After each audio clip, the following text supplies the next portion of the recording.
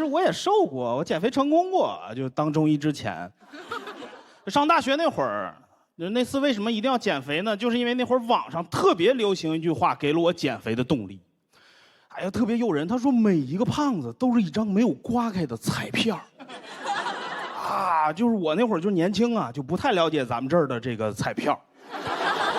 我说我是彩票，我得刮呀，我就上网查怎么减肥最快。人就告诉我了，2月吃素绝对能瘦。我说2月谁坚持不了啊？我就天天就柿子黄瓜豆，柿子黄瓜豆愣吃2月，2个月减了37斤，然后就脱发了。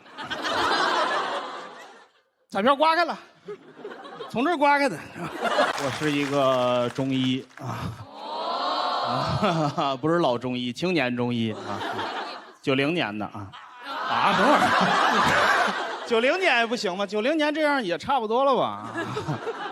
行，不要问了，真是中医啊！中医不能减肥，别问了啊。其实我也瘦过，我减肥成功过，就当中医之前。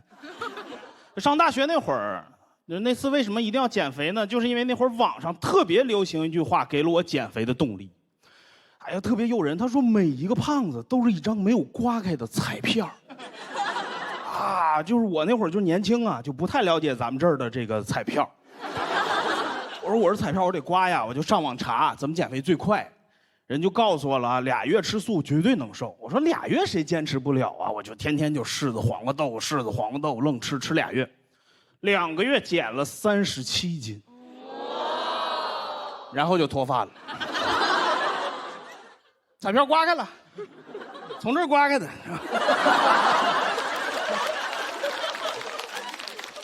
这还不是最可恨的，最可恨的半年以后就反弹了，肉回来了，头发没了。这叫什么？是凭什么呀？脂肪伸缩自如，毛囊直接退休。我跟你说，脱发太可恨了，脱发那就是命运对人类的一种嘲弄。为什么？你想这发型啊，头发来说啊，两边剃再短不嫌短，中间留再长不嫌长，这脱发就只掉中间不掉两边。有用的全给你掉了，没用的都给你留着。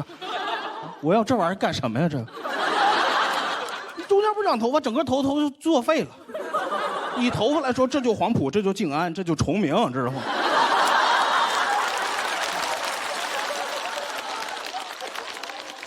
你黄埔静安给我摧毁，留一堆崇明干什么呀？我现在没有任何办法了，我是任何发型整不了了，对吧？你能想象吗？我现在我留一个披肩发。我求千尺，我连那直发都做不了了，我这前面太少了。我要想直发，我得把周围所有的这个全放在中间。啊，整个中国喜剧界能驾驭这个发型的只有一个人，那就是郭麒麟的爸爸。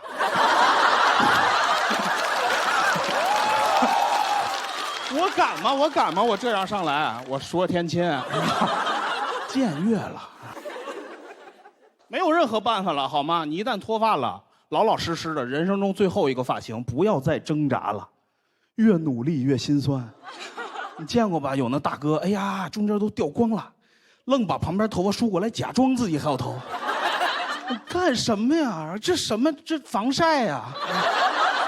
啊，他这人太乐观了，他妄图欺骗我，这条形码是他头发呀。啊，谁看不出这是个10分呢？是吧？你想过他每天早晨起来有多心酸吗？各位？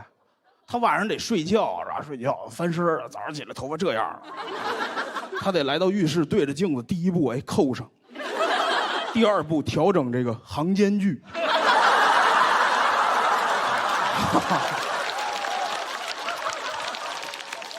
那还有第3步呢，是吧？还得手行缩进呢，是吧？太心酸了啊！但是从逻辑上我能理解他。为什么他没有头发？他梳过来5根6根，这不显多吗？这我能理解，我就不理解谁。我认识一个人，他就梳过来1根，这边都锃亮，从这一圈里头愣留一撮，歘留就这，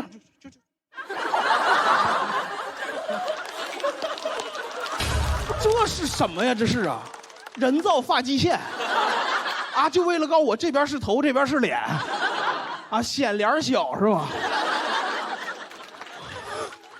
哎，我夏天跟他说话，我都没法把我注意力集中在他眼睛上，我怕什么？我怕这根一会儿掉下来。他掉下来了，就给我陷入一种道德的两难，我是服是不服啊？太尴尬了，朋友们，你琢磨啊，你琢磨他走廊里冲我这样就来了，啊，我在对面我怎么办？我说你发型乱了。哎呀，你不知道我为什么要嘲讽他，为什么要这样说他？因为你们脑子里头现在只有他静态的画面。你见过他骑电动车吗？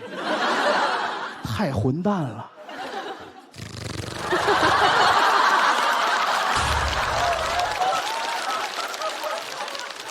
空气刘海，发着电报就来了。他还是我个长辈儿，他从我前面骑过去，我看着他我不能乐。他给我，人还给你打招呼。这个世界对我这样的90后就非常的不公平。好在我是一个中医，我这个长相90后当中医，那可以说是少走了10几年的弯路。好，那患者一推门进来，办公室4、5个大夫，谁都不理，就找我。呀，主任呐，我实习的，小季。你找主任是吧？你找主任上走廊吧，主任查房去了。啊，主任可好认了，就那个。啊，有头有脸的。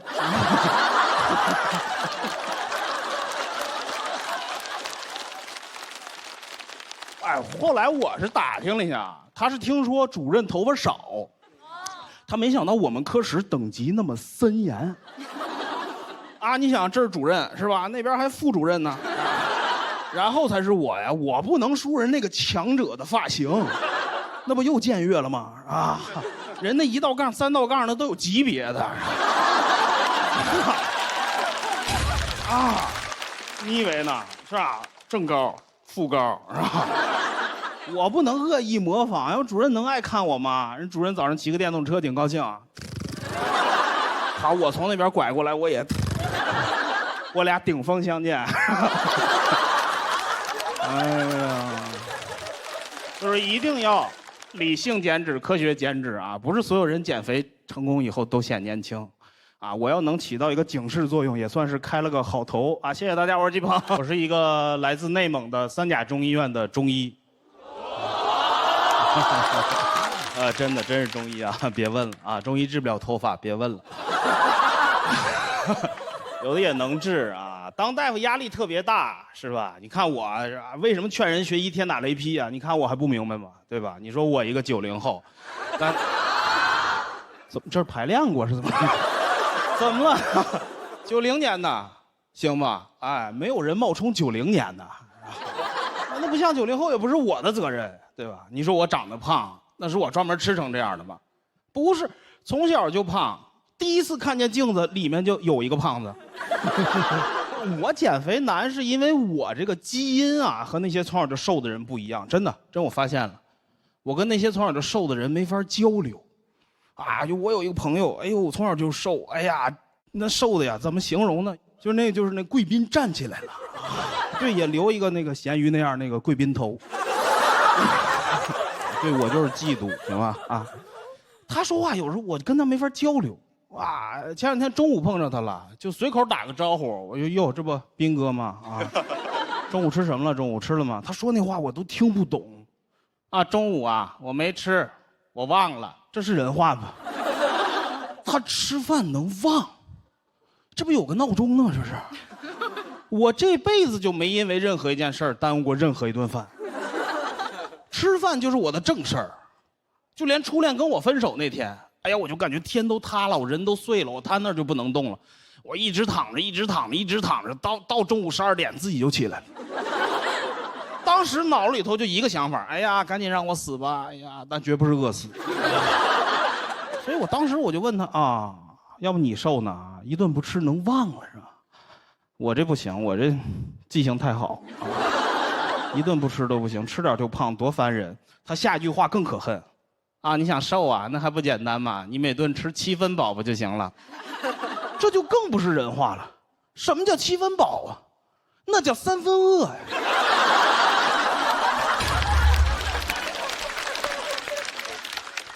我还饿着呢，我就不明白这个7分饱是哪儿来的？那几分饱，难道不应该从饱的那一瞬间开始算吗？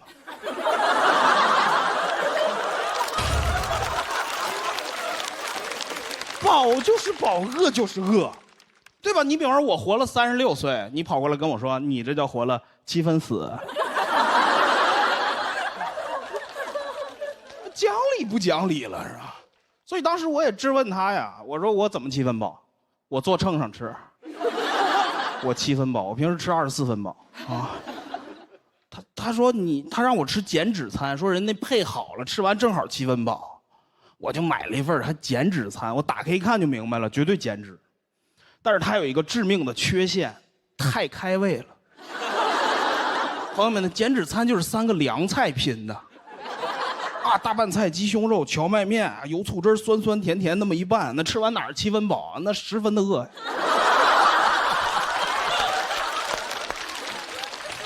你们知道吗？在我们内蒙吃完这3样就必须要上肘子了。这一份减脂餐吃进去，我这身体马上就调整到迎接肘子的状态了。好家伙，这减脂餐主菜就是一沙拉。朋友们，那沙拉真的是人类的食物吗？那沙拉会不会是有毒啊？为什么我每次吃完沙拉肚子是鼓的，心是空的？我把我这辈子委屈事儿都想起来了。啊，吃完我这减脂餐赶紧睡觉是吧？睡着不就不饿了吗？我趁那菜叶子在里头还有点支撑性，我赶紧睡觉。哎呀，睡到后半夜我就感觉我这个肚子里啊有一只手在找肘子啊，我就感觉我的胃在拽我的食道，肘子呢？我都做噩梦啊，就一只手顺着食道往上爬呀，肘子。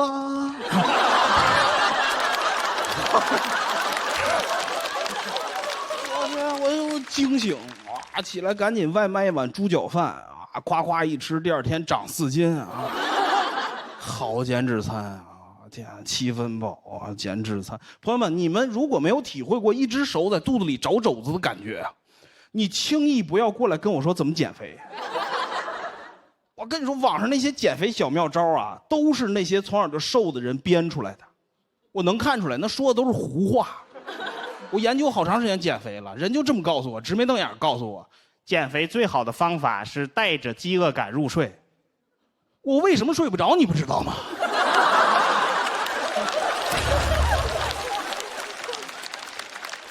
我不是让饿醒的吗？你让我带我就带呀，带着饥饿感入睡，你怎么不让我带着金牌直接晋级呢？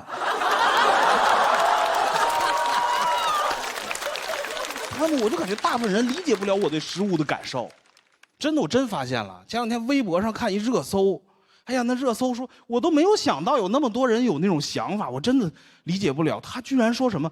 他说可乐只有第1口最好喝。他说3块一罐可乐，第1口能值2块5，我就不明白了，那可乐哪口不好喝呀？我咋觉得每一口都那么好喝呢？而且我一般喝可乐也就用2口。美式前次已经整不了了啊，早就梦回大清了啊。哎呀，还有进一步梦回大明的趋势啊。但是没有关系啊，没有关系，我跟这帮脱口秀演员不一样啊，我有正经工作。我是一个3甲中医院的中医。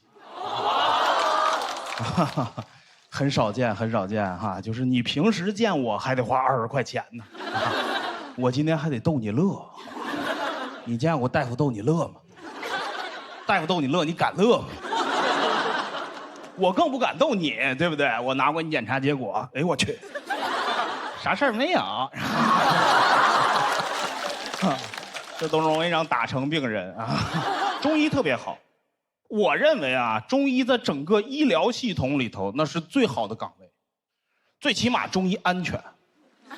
我们科没有医闹，你啥时候见我们科来个患者一脚踹开门，那大夫出来，这吃了7副药了，这一点也不见好，这怎么回事啊？我一句话就解决了，你是不是生气了？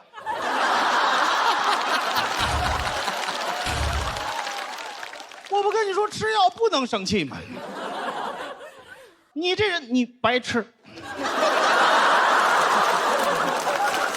再来7副，让他面带微笑的喝啊，一边唱歌一边喝，感恩的心啊。哎呀，我这都开玩笑的啊。其实我发现大家对中医误解特别严重，是吧？这也很正常，因为你们都是从那个影视剧里了解的中医啊，尤其那个清宫剧，那清宫剧中医就不干正经事儿，就干3件事：第一就保胎，啊，第二就下毒，啊，第三假装保胎，实际下毒。80集连续剧从头看到尾，没正经治一个病。这个其实也不怪你们啊，就是因为有些中医自己这个科普工作做的不到位。中医科普那可以说是费力不讨好。我针灸科的，我经常科普。我那患者每次拔完罐，总有那患者问我：“哎呀，大夫，这罐起完以后，这底下全是水，是不是把我湿气都拔出来了？”我说那就是酒精燃烧产生的水和二氧化碳。再也没跟我说过话。我认识一些迷信的中医，就包括我那正骨的师傅。我那正骨师傅水平很高啊，正骨都见过吧？这网上有那视频，抱着你头治颈椎病啊，放松放松放松，干嘛呀？特别神奇啊！有时候一掰完以后，这患者什么烦恼都没有了。活着呢，活着呢。就是他一下就好，是吧？就没有烦恼。哎，我那师傅水平很高，就是这个迷信。哎呀，他那小诊室里头那神像都摆满了，这是扁鹊，这是华佗，这是孙思邈，财神。那对，再来7副也是钱啊，能摆地方都摆上，电脑屏幕专门调一个那个史蒂夫·乔布斯的黑白照片，他没事也拜。我说中医拜乔布斯，病人来了瞧不好也瞧不死，是吧？很费解呀。我问过，我说师傅，咱们拜乔布斯干什么呀？他说你想啊，咱是治颈椎病的，没人乔布斯发明这个智能手机，能有这么多患者吗？是吧？我说也有道理，我跟着也拜。我说 AR 眼镜赶紧停产吧，扎克伯格非死不可，是吧？美好的愿景，是吧？就是所以说，大家对中医其实误解很严重啊，总是在神化这个中医，是吧？搞得很神秘。我经常碰这种情况，只要我跟人一介绍我是中医，这位动作特别统一，一捋袖子，会号脉吗？我说我针灸科会放血，哈，那就算了。为什么一说中医就想起号脉呀？那为什么望闻问切最后一步才是号脉呀？号脉没有你们想象那么神奇，它就是寒热虚实确定一个大方向，它不是你们想象中的仨指头往这儿一放，全身 CT 没有。我经常在网上看有人神话这个号脉，我看我都有点尴尬。就有小某书上有那种帖子说特悬，说他那中医有多么准，一给他号脉他就没有隐私了，看过吧？说他那中医号脉就问他，你是不是爱熬夜？是不是爱生气？是不是爱喝凉的东西？哎呀，大夫你怎么都知道？你干脆问他是不是在上海上班不得了？上海上班能不熬夜？熬了夜能不生气？第二天能不来个冰美式吗？那热美式跟中药有什么区别？那还用中医给你号脉？那足疗给你捏脚也捏出来了，是不爱熬夜？这个我说这话有根据，是吧？这咖啡绝对中药啊，对吧？咖啡意式浓缩的制作方法就跟中药如出一辙，对吧？1份粉3份水煎成2碗，咖啡也就进入中国晚，早400年都得写《本草纲目》上去，多合适啊！咖啡果提神醒脑、利尿通便、人畜两用，对吧？那要真那样好了，李时珍高兴坏了。咖啡写《本草纲目》里，当时多40多个方子，对吧？橙 C 美式，生椰拿铁，哎，所以大家一定要理性看待中医啊，尽量去3甲中医院看中医。哎，瞧好不一定，肯定瞧不死啊！谢谢大家，我是季鹏。Hello， 大家好，我是小北。赛制很激烈，每次这种都是特别残酷。但是其实我们脱口秀演员私底下关系还挺好的，尤其是去年经常一块吃饭、抱团取暖什么的。一块吃饭互相安慰，然后经常吃饭的时候就聊天嘛，聊着没聊的就聊点去年特别流行那个 MBTI， 你知道吧？有人就问我，他说小北你是什么 MBTI？ 我说我没做过。他说你不用做了，你就是快乐小狗，你就是快乐小狗，阳光开朗，你就是快乐小狗啊！我回家做了一下，发现我是指挥官。说实话有点不满意，然后我又做了几遍，直到做成了快乐小狗。我甚至上网查了一下攻略，怎么做能够成为快乐小狗。我现在就是快乐小狗，有可能上升是指挥官。人说不准，你知道吗？一直以为自己特别开朗，直到去年发生一个事，然后改变了对自己的印象。去年我去剪头发的时候，剪着剪着，理发师跟我说小北你有点不对劲儿啊，你好像斑秃了。当时我第一反应，我说你剪错了就剪错了，你说我有病是有点过分了。拿镜子给我一看，确实有点掉了几块啊，那个脑袋呀，就怎么说呢，有点像被那个机关枪扫过了一样，就突突突突突突突突突，你知道吧？这不好笑，突突突突突突突。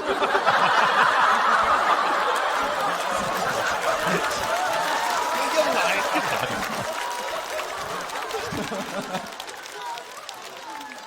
说实话，当时有点悲伤，你知道，看着镜子里自己，我就在想，我说我不是快乐小狗吗？合着狗是斑点狗啊？看着头上那几块空白，我就在想，我说这是什么呀？为什么会出现我身上啊？为什么我头顶会出现麦田怪圈啊？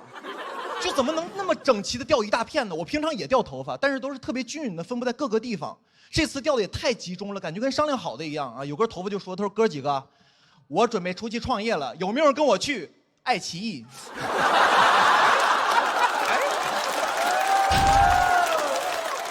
开玩笑，开玩笑。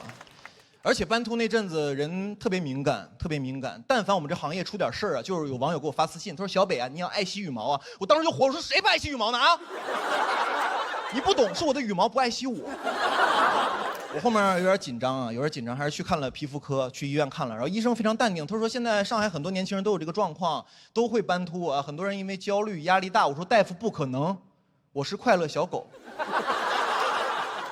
那大夫说：“先生，你不要着急，有两种情况，一种是你压力大、焦虑，还有一种情况呢是这个你血有问题，之后可能要做化疗。”我说：“你要这么说的话，我压力确实有点大。”我就非常着急，你知道，我就问大夫，我说：“哎，我说大夫，我这怎么才能好啊？”他说：“你平常几点睡啊？”我说：“这个平常晚的话就是8、9点，早的话就是12点。”大夫说：“我有点没听懂。”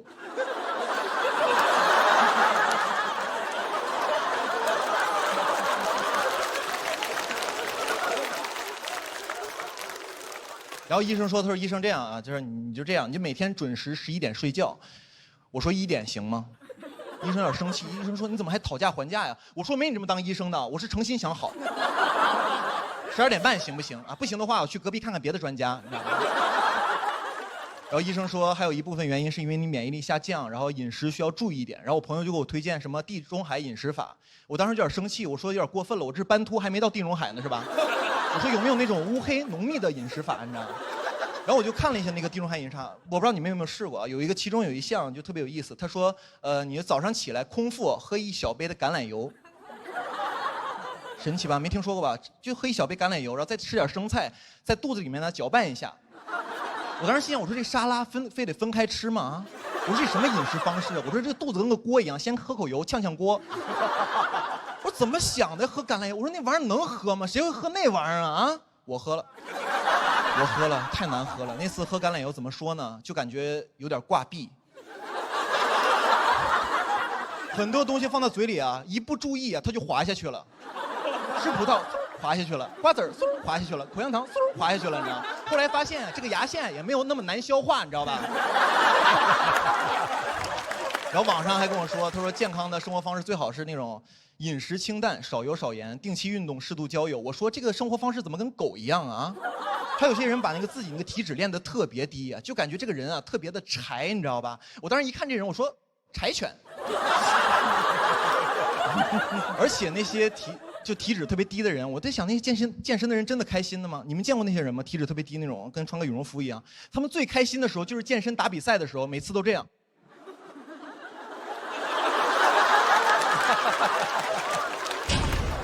就这样着。我就发现健康生活唯一的缺点就是不快乐。后来我就释然了，头发也慢慢长出来了。从今天起呢，我就不做快乐小狗了，我要做快乐小北。谢谢大家，我是小北，谢谢。嗨，大家好，我是黑灯。有修电梯这个钱不把路修平，也不知道为什么，是吧？反正最后一期了嘛，随便说了就对吧？播也播到现在了，我也收到了一些评论，有一条说黑灯还是挺好笑的，但始终没有跳出盲人这个身份。怎么跳出呢？对不对？你给我治好了，我给你跳，好吧？你给我治好了，我给你撑杆跳，好吧？老是盲人视角，盲人我能有个视角就很不错了，就。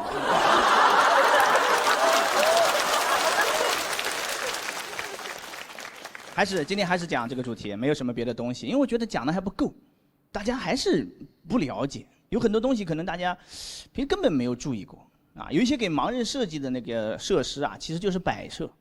给你们举个例子，地铁的楼梯扶手上面有盲纹，有人见过吗？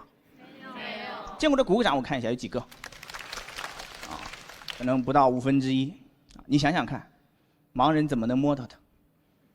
你们都没见过。盲人要摸到它得多好的眼睛，你想想看。OK， 就算能摸到，那么第二个问题来了，写的是啥？有一个交通报的记者告诉我的，他统计了40几个有地铁的城市，大概分2种。第一种写的小心台阶，你不是探索到发现是个台阶，你在靠边扶的扶手吗？一摸有字，哎呦，小心台阶。可你没发现台阶，你是摔到那个扶手上，哎呦，小心台阶。你写小心台阶跟写了扶手2个字有什么区别？一摸扶手。摸铁的。第二种写的是向上或者向下，就看哪头，这头是向上，这头是向下。你摸还在那拼的向哪儿？你往前摸一下呀，向上呀，这是。就没什么用，啊，就是个摆设，给你们看的，能理解吗？你哪天你要自己无意间发现这几个盲文点点，你没准都会被他感动了。哦，就拍个照，发个小红书，哇，这个设计师天才，这么小众的需求都想到了。发个小红书啊，都是谁在用这些小众设计啊？一点去啊，瞎子在用。我觉得你换个思路吧，不能提供什么实际的帮助的，你改一改，让那种提供一些情绪价值。没什么人摸到嘛，让摸到他那个幸运盲人，给他提供一些情绪价值，改成吉祥话，摸到了开心一天。恭喜你摸到我了，你最棒！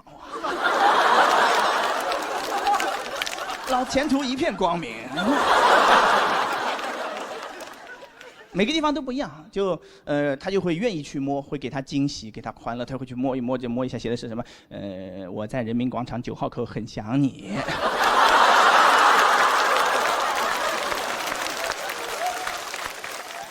还有一个也是类似的，这个应该都见过，那个也是在地铁里，盲道，这个见过吧？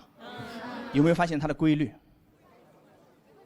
没有规律，每个站铺的都不一样。有的地方大概是沿着那个2排屏蔽门嘛，2条盲道，唰，几百米，不知道要去哪儿。从头铺到尾，你干啥？铺到车头干啥？让瞎子去开车是不是？还有那种铺到头的给连起来了，盲道闭环了，瞎子在里面能玩1天。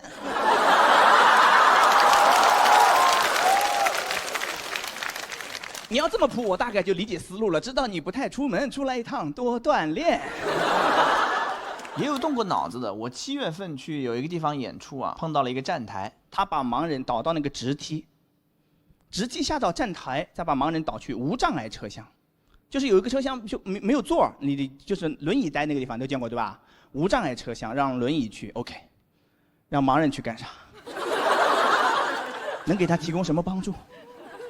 对不对？忘词了。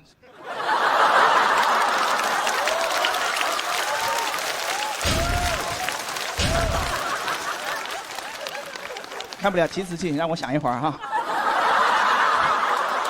他没有提词器的。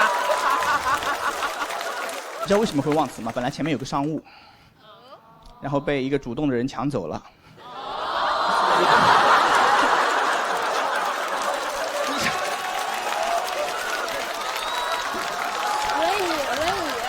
哦，为什么？哦，你们假装我还记得哈。轮椅去哪 ？OK， 让盲人去干啥？能给他提供什么帮助？对不对？为什么非要他们待在一块儿？聋子、瞎子、瘸子、傻子，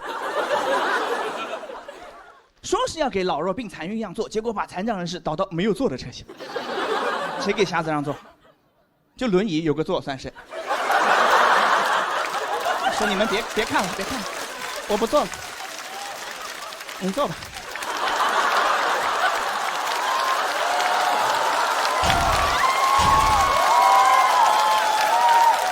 我虽然一条腿，但这么多年独立惯了。你坐吧，你坐。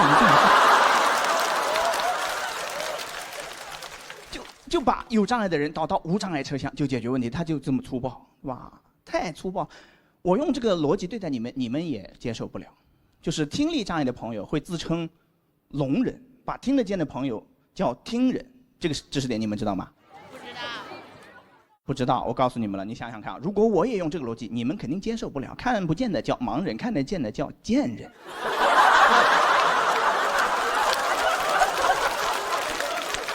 接受吗，贱人们？接受吗？接受吗？不能这样，你得具体分析啊，对不对？啊，所以我觉得这些东西啊，这些盲人设施就应该让盲人自己来弄。我之前其实已经阴阳过一回了，我说盲道修成这样，不会是盲人自己修的吧？当时只是开玩笑，回去想了一想，有道理，就应该让盲人自己来弄嘛，他们是用户呀，对不对？不对，我们是用户，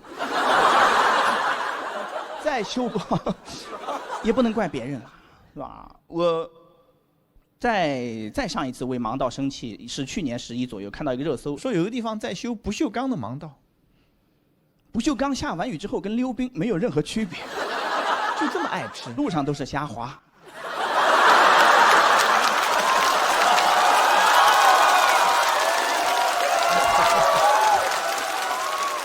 脱口秀完蛋了，一边骂谐音梗一边鼓掌，笑成这样。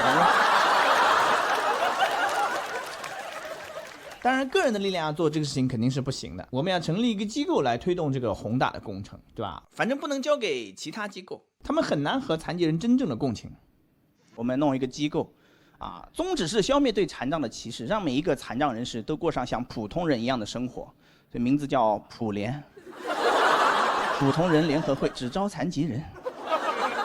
招一些盲人来修盲道，第一解决盲道不好的问题，第二解决就业的问题。是会铺的慢一些，但你不要催他就好了。修好了你又不走，你着什么急呢你？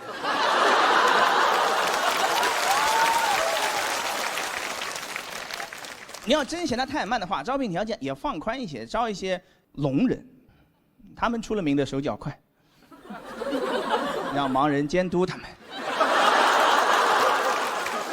这个工作关系就非常和谐了，都不会闹矛盾。你想想看哈，架都吵不起来。我可以当着面骂他，我说你是不是聋啊？说了10几遍了，还这样。对方会读唇语，我就戴口罩。我说你是不是聋啊？我说10几遍了，他也可以当着面骂我，骂3天3夜，骂到3更半夜，骂出腱鞘炎。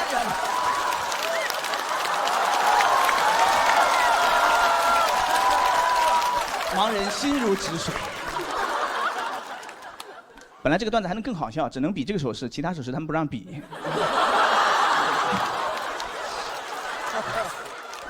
决赛还是有点紧张，能看出来，对吧？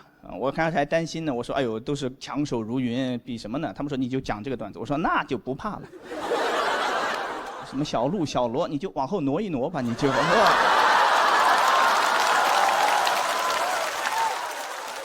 什么富航刘洋凉凉就是。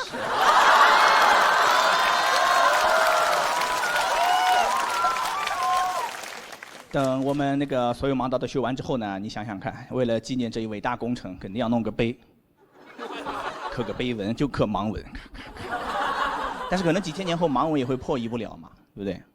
也考虑到了，所以那个碑翻过来背面会再刻一个2维码。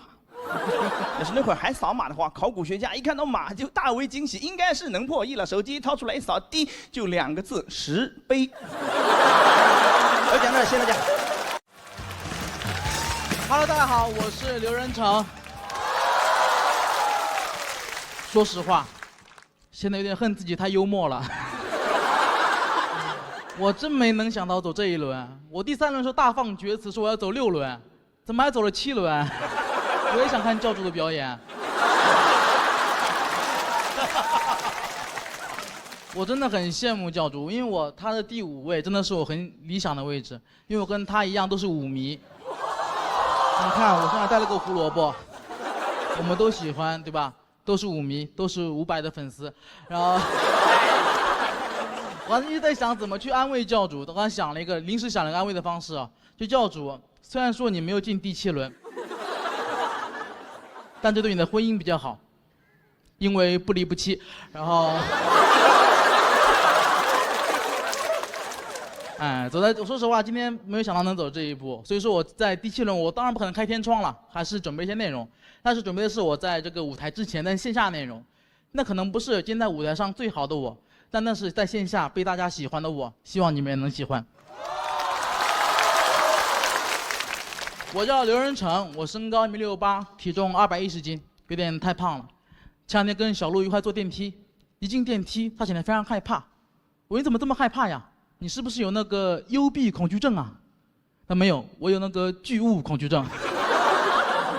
我已经胖了20多年了，对于现在我来说，吃饭就像呼吸一样简单，这句话已经不太适合我了，因为我现在吃饭是很简单，但呼吸有点困难。我现在吃饭就像拿第4名一样简单。哎，我最胖的时候胖到过230斤，有一天我突然意识到自己再不减肥就要完蛋了。我怎么意识到的呢？前段时间我去家足疗店捏脚，我刚坐那，那个技师就开始抱怨了，他说你这个腿有我2个腿粗了。我就没有反驳，但旁边技师特别善良，想替我解围。你不要这么说话，哪有那么夸张啊？我看他也就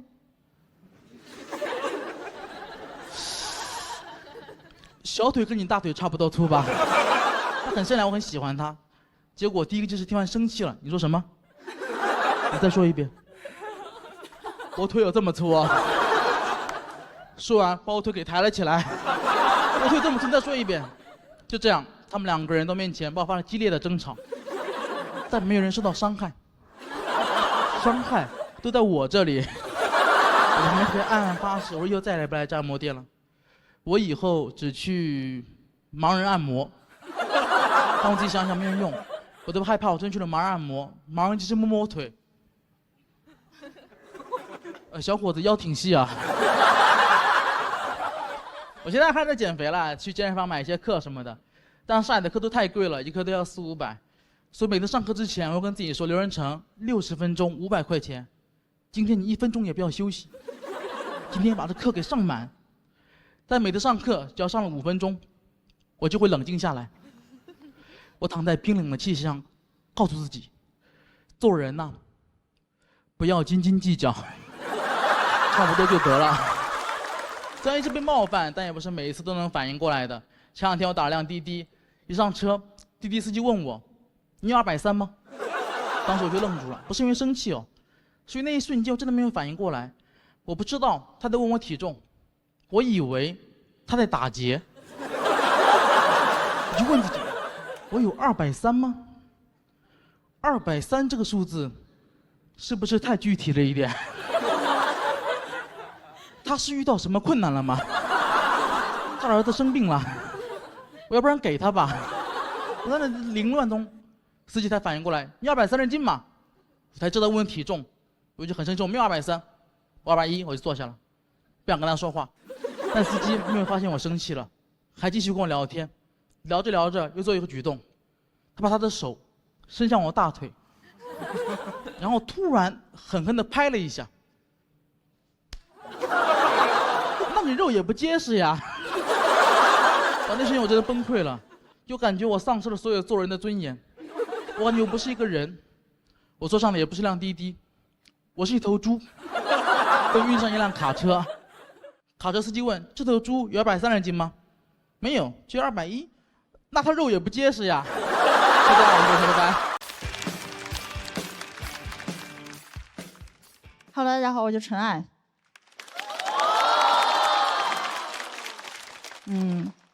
我做脱口秀这行也有几年了嘛，混的怎么说呢，不能说大红大紫吧，也算是没有收入，根本没商演，每天在家只能健身、看书、做饭。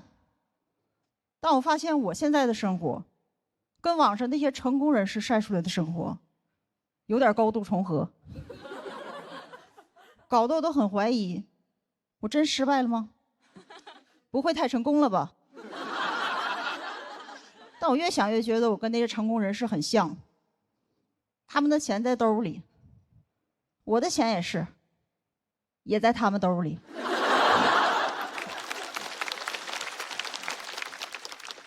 当然，我也不是不想努力，我只是想休息一下。有人说：“那我懂了，你想 gap 一下 ，gap year。”对，但我不是想 gap year， 我想 gap life。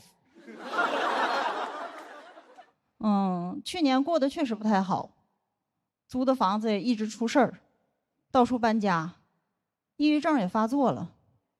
还好最痛苦的时候有个朋友一直陪我，某音。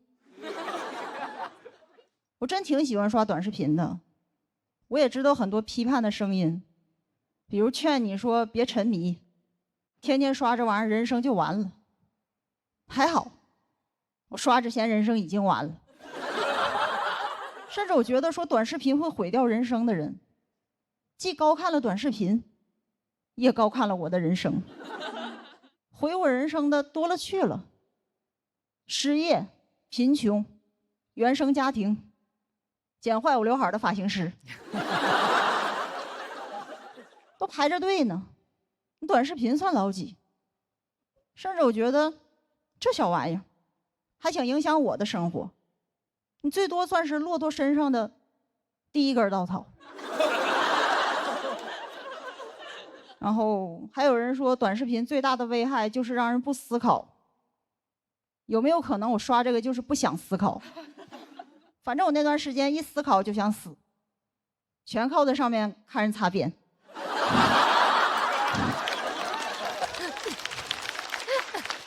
具体看什么我也不细说了，导演不让，说只能浅浅带一嘴。我说懂了，让我擦边。真的，我这个人没别的优点，就是爱上头。刷这东西一天上头10多次，我没从头上下来过，上面全是我的 crush。真太快乐了，根本舍不得死。所以他们擦的是自己的边，救的是我的命，都是活菩萨。我给那钱也不是打赏，那就是香火钱。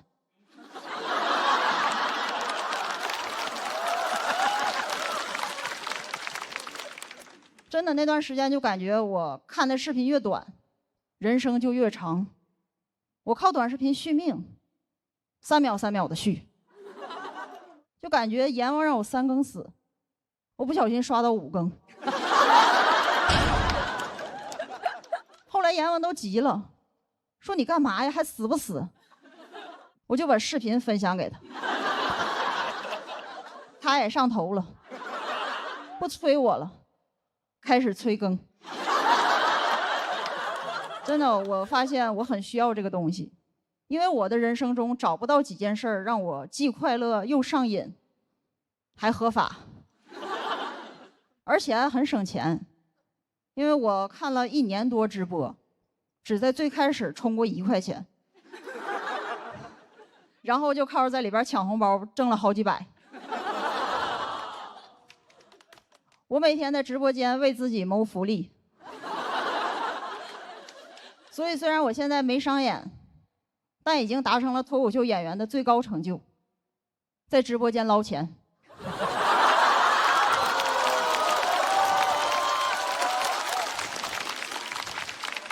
真抢了不少钱。我这样在大主播呢还好，遇着那种小主播，我1个月抢的比他挣的还多，搞得我都想要不打赏点吧，反正花的都是他的钱。然后我不但爱刷短视频，还特别上头里边那些神曲，你们肯定也都听过，这种歌有个最大的特点，无论听的时候我的意识多嫌弃，腿已经开始跟着抖了，就感觉我大脑说太土拿走，我腿说拿回来。怎么说，我的音乐品味就像跳楼机。听多了，我在大数据那儿的用户画像就有点变了。他现在觉得我是一个中年的卡车司机，已经开始给我推荐汽车零件和 polo 衫了。我也终于刷到了自己之前没刷到过的东西，米其林、轮胎。最近比赛，很多人跟我说加油，我都想问汽油柴油。但其实我理解听那些歌的司机和外卖员，因为我那段时间抑郁到起床都困难，我就需要那种又土又来劲的东西，让我从床上爬起来，否则再高雅都不行。哪怕贝多芬亲自来给我弹钢琴，我也会觉得你这玩意儿不来劲呢，给我换 DJ 版。而且高雅的音乐都很忧伤，听的人更想死了。什么命运交响曲，对我来说那是送命交响曲。品味上去了，我人下去了。我们这次主题叫说出来就如何。其实我真的很想说，对于我们很多人来说，活着已经很难了，真的顾不上高雅。甚至我觉得说我们不高雅那些人，也没有多希望我们活着。所以我也不用多说，有相似经历的人会理解。而我现在只想跟他们说，再撑一撑，先别跳楼，听跳楼机。Hello。谢谢你们，我一定要把这腰背挺起来。我是南瓜，大家还记得我吗？对，我去年上了这个节目，希望被更多人认识我，现在都认不出我来了。我这半年减肥减了60多斤啊，减掉体重的1/3啊，变化比较大。你们时间长没见，觉得很惊讶，对吧？对。然后那种天天跟我在一起，在我身边的朋友，他不觉得我有什么变化，就像我的好朋友黑灯。他对我的声音很熟悉，我也很奇怪，我这瘦了60多斤了，我这陕北口音是没有一点变化的。我现在很难被人认出来啊！前2天走在一个商场，走着走着，听到后面2个人说：“真的是南瓜，真的是南瓜。”哎，我还挺好奇的，我回头一看，2个人在玩刮刮乐呢。我为了减肥啊，销声匿迹3、4个月没有见人啊，再次出来的时候一下子瘦了这么多。朋友们都不觉得我判若两人，他们都以为我判了2年。我的减肥方法在网上学习啊，偷学一些明星的减肥食谱，他们吃的特别的少，而且还经常断碳水啊，还能去正常的演出表演啊。我也断碳水，我也去演出啊，我要在演出现场吹唢呐，我这吹着吹着，这血糖上不来，差点把自己送走了。啊，但还好是坚持下来了，终于坚持下来，也是瘦下来了。今年终于可以在节目上穿自己心仪的衣服了。我真的特别的激动啊！我去年上节目啊，就每一次看到别的选手穿的漂漂亮亮、光鲜亮丽的，我每一次都穿马甲。我去年录了6次，穿了6次的马甲，朋友都叫我马六甲。就别人穿马甲，人家是时尚好看，人家也穿。就我一个骑手穿马甲，太像来上班了。我进棚被保安难过好几次，说外卖不让进。去年总决赛我是到现场来当观众的，导演说可以随意穿搭，我很开心啊。我逛了很多商场、很多服装店，去挑了、试了很多衣服，没有一件适合我。我当时我就让导购推荐一下，导购说：“先生，您就适合那种运动户外、宽松带拉链的那种。”我说：“你想说马甲吗？”我感觉我整个青春都是马甲，我很难过。我下决心，我不甘心，我第2季一定要减下来，我一定要穿自己心仪的衣服，不能再穿马甲了。但我发现，我不管我多么努力，直到今天，我始终摆脱不了马甲的命运，因为我有马甲线了。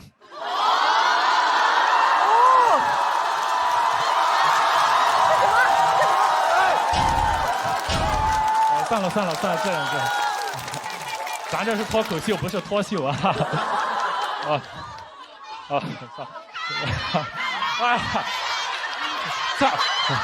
哎呀，不，这算了，这样会不会打马赛克呢？瘦下之后，你就感觉人就确实变化很大。我感觉我自己像重生了一把。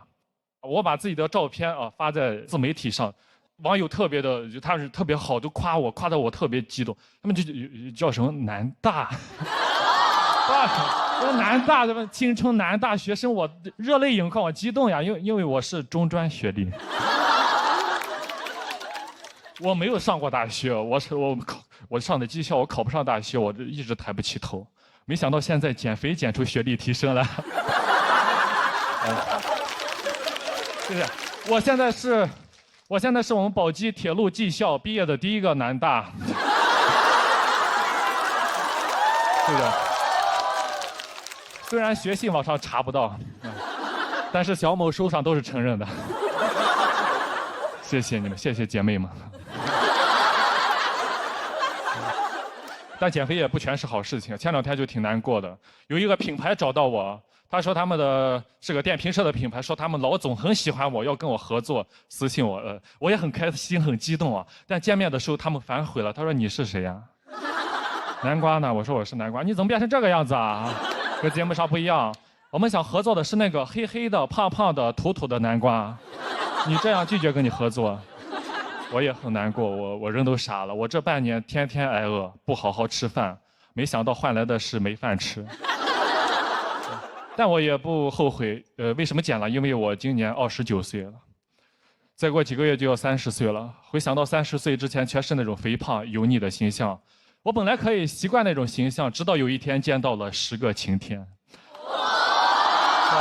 他们就在我的面前跳舞，活力四射、青春洋溢的样子，我当时很难过。我说20多岁就应该是这个样子呀，我不甘心，我一定要减。其实本来也没有那么努力啊，后来有观众叫南大，在一声声南大中迷失了自己，硬逼着硬饿自己，一晚上大半夜饿得自己掉头发、胃溃疡、肠胃炎。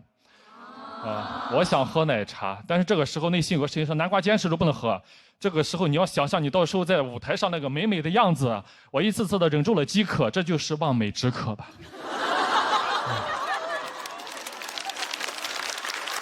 我朋友说，你也没必要这么忍着，你可以喝统一冲服无糖茶，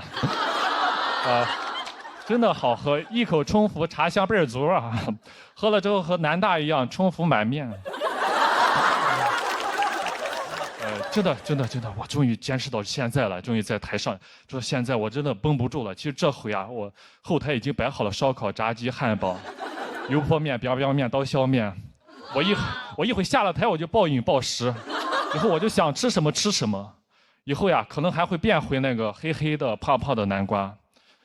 但不管怎么样，以后点开爱奇艺，看到2025年夏天那个青春洋溢的南瓜，我也就很满足了。谢谢大家。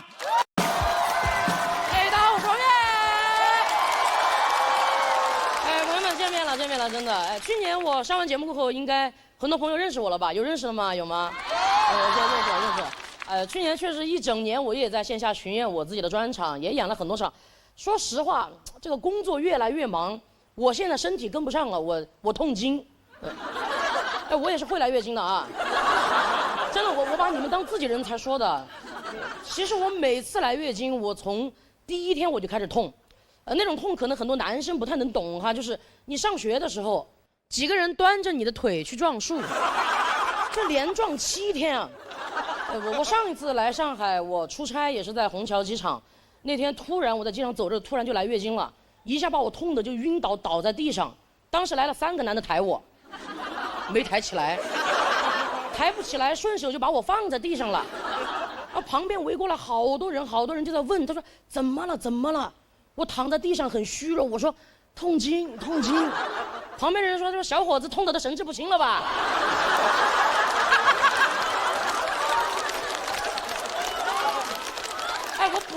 我又补了一句，我说女的。旁边人说都什么时候了，怎么还在想女的？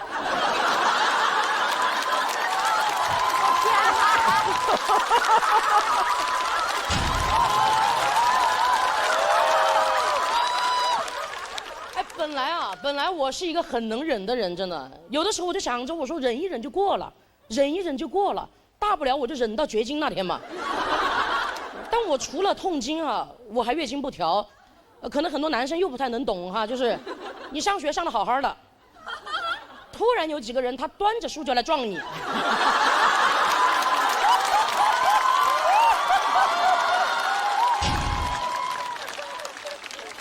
我的月经就是这个样子，真的。来的时候也不说一声，到点儿了他又不走，在的时候我浑身都不舒服。我的感觉这个东西不应该叫大姨妈，应该叫领导。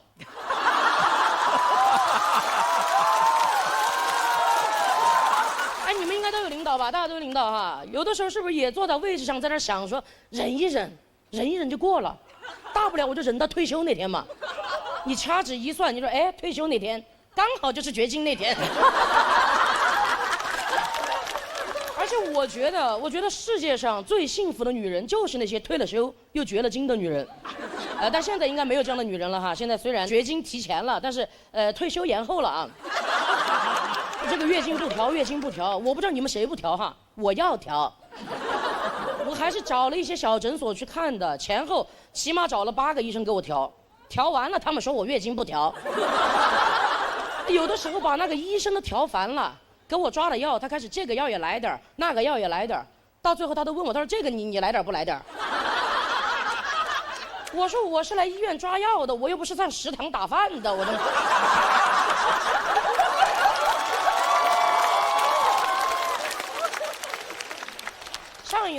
上一次我在虹桥机场把我痛晕了过后，我就回成都，我说下定决心我去大医院挂个专家号，好好看一下我这个妇科。那天我老早就去了，一到诊室，医生问了一些基本问题，他就给我提了个要求，他说你能不能把你衣服撩起来，我检查一下你的胸。我怎么好意思嘛，我胸又长得不好看，我虽然没有身材，但是我有身材焦虑哈。他长得像一个8字，好了，你们也不要盯着看了。而且那段时间本来就因为月经不调，我的8字还挺硬的。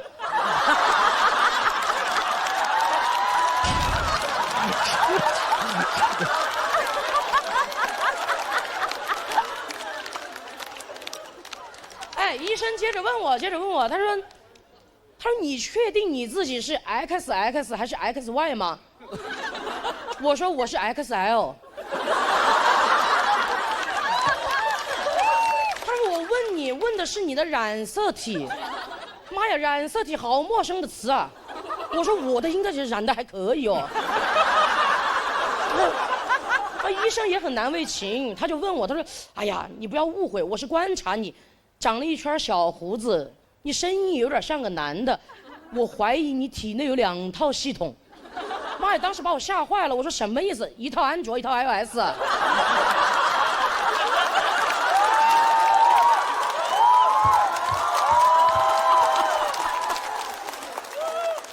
而且本来上医院想检查一下月经来不来的事儿，那天变成月经该不该来的事儿呢。我当时月经一下就不痛了，我头有点痛了，你知道吧？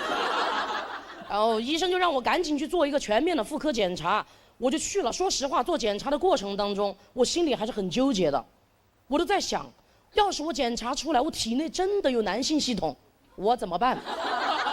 我的朋友们怎么面对我？我出走半生，归来竟是少年。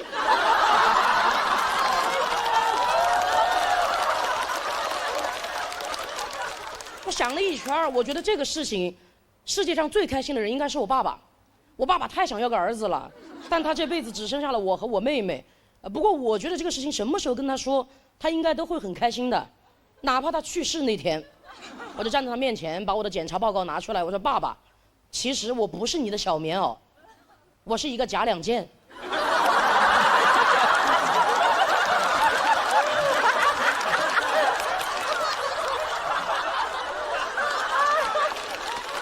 爸爸绝对躺在床上在那儿瞑目啦。等一下，顺便把你妹妹送去再检查一下。爸爸能等。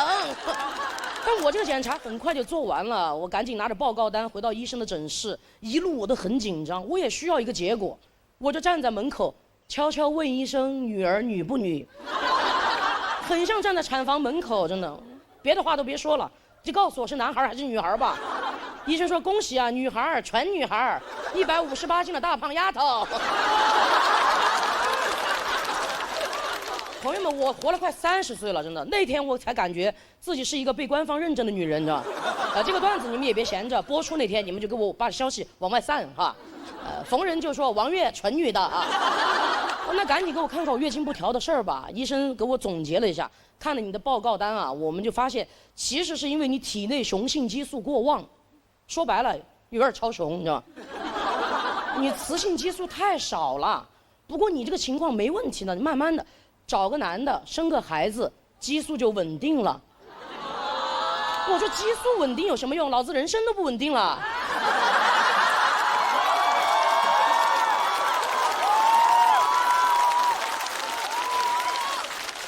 再说了，我是来医院看病的，我又不是来求子的。你让我这个样子，我上哪里去给你找个男的？我一想，我说，哎，虹桥机场那儿3个男的。还挺有责任心的啊，但我后来在想，居然在那一刻，我真的在考虑，要不然就听医生的吧，我找个男的当个药引子。但我觉得我这样不对，这样不对啊！大家都说不要物化女性，我居然在那儿要物化男性，你知道？我就问医生，我说其他真的没办法了吗？医生说实在没办法的话，我当时就知道他有办法。